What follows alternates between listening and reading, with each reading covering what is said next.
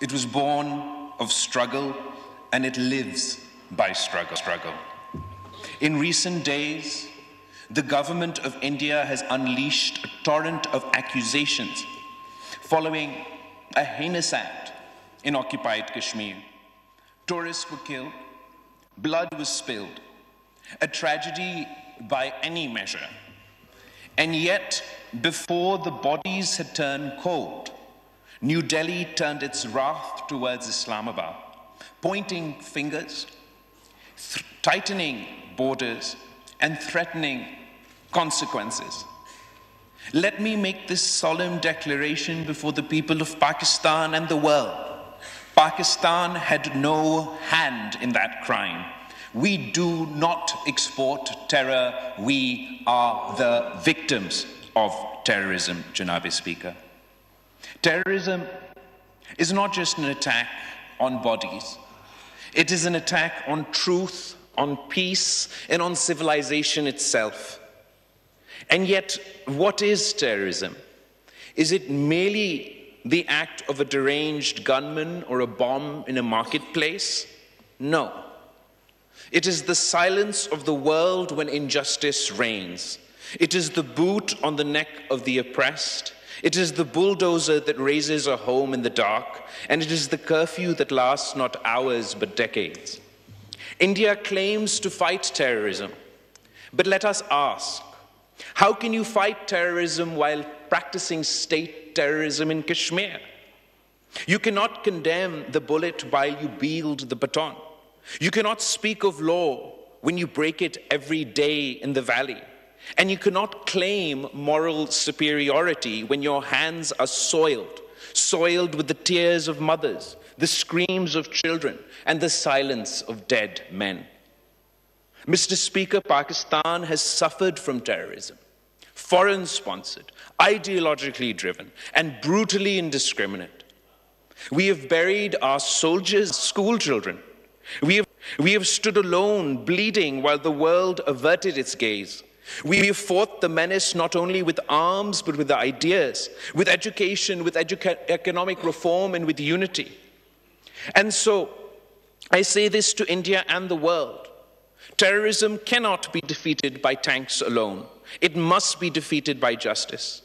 Terrorism cannot be uprooted by bullets. It must be disarmed by hope. And terrorism cannot be eliminated by demonizing nations. It must be defeated by addressing the grievances that give it birth. Do you wish to end the violence in Kashmir? Then let the people speak. Let there be a plebiscite, not persecution. Let there be ballots, not bulldozers. Let there be autonomy, not annexation. That is the only path to peace. No lie, no bullet, no ban will bury the truth. Kashmir is not India's territory. It is a promise broken, a wound festering, and a people waiting. India expects 200 million people of Pakistan to account for the actions of terrorists they are still unable to name, while India has yet to account for Kulbhushan Yadav, whose name and rank within India's armed forces is on the record. India's accusations that Pakistan is involved in terrorism is stale, based on history, not on ground realities, based on fiction, not on fact.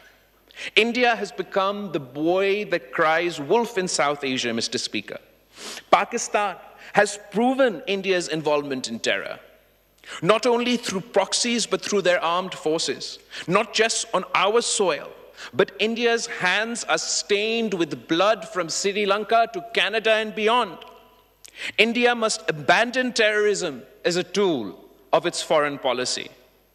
In order to free this region from terror, India and Pakistan must work together, or else we are dooming future generations to suffer this menace. The Prime Minister's challenge to India for an impartial investigation is a start. Why would a true victim of terrorism shy away from accountability?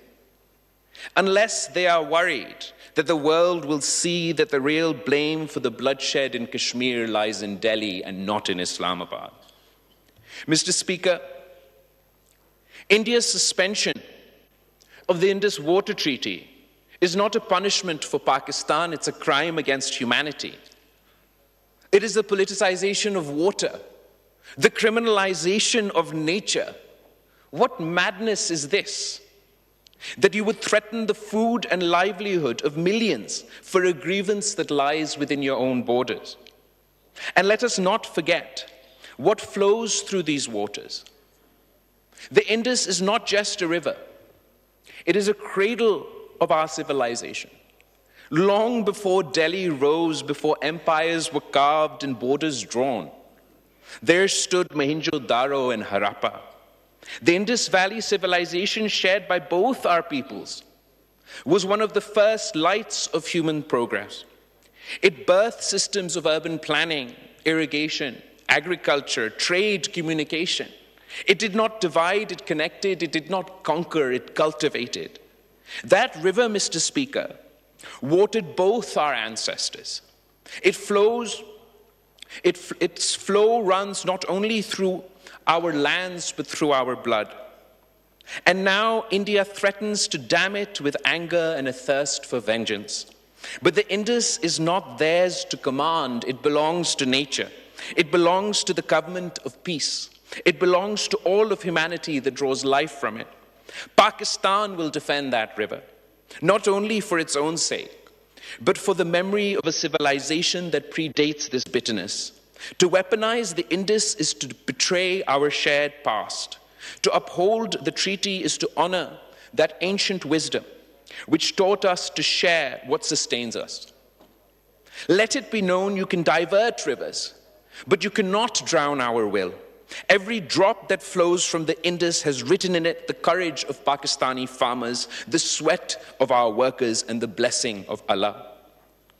Let no one mistake our restraint for weakness. The Pakistan armed forces are vigilant, resolute, and prepared.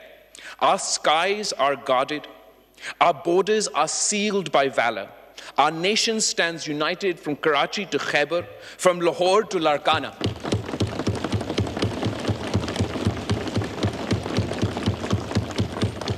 The sword we yield is only drawn when peace is threatened, but when drawn, it does not miss. And to the people of Pakistan, I say, this is not a time for despair. It is a time for resolve. We have faced darkness before, and we have emerged into the dawn.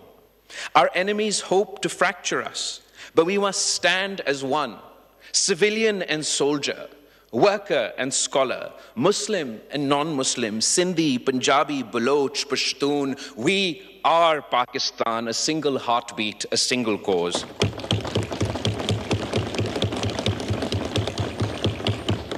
Mr. Speaker, history watches us now. Let us not falter. Let us remind the world that Pakistan is not a footnote in South Asia, it is its conscience. We are not the accused, we are the aggrieved. And yet, we do not seek revenge. We seek recognition. Recognition of Kashmir's right to self-determination. Recognition of our sovereignty. And recognition that peace must be earned through dignity, not dictated through fear. If India wishes to walk the path of peace, let them come with open hands, not clenched fists. Let them bring facts, not fabrication. Let us sit as neighbors and speak the truth.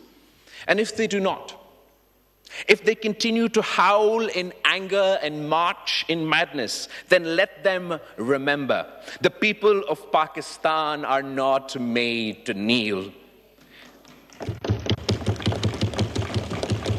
The people of Pakistan have the resolve to fight not because we love conflict, but because we love freedom.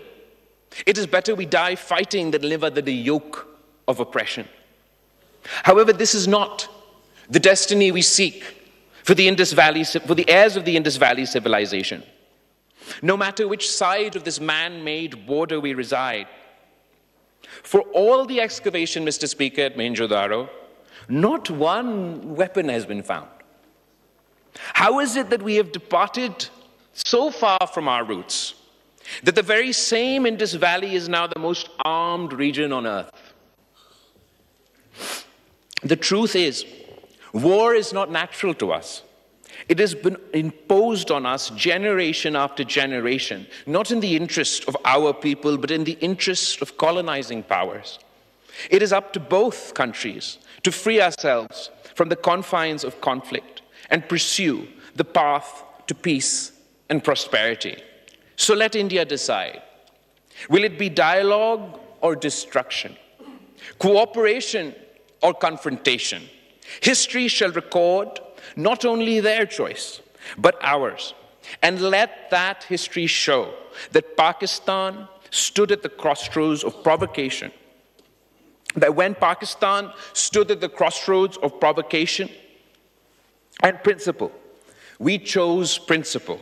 And in choosing it, we chose honor, peace, and victory. Pakistan, Zindabad.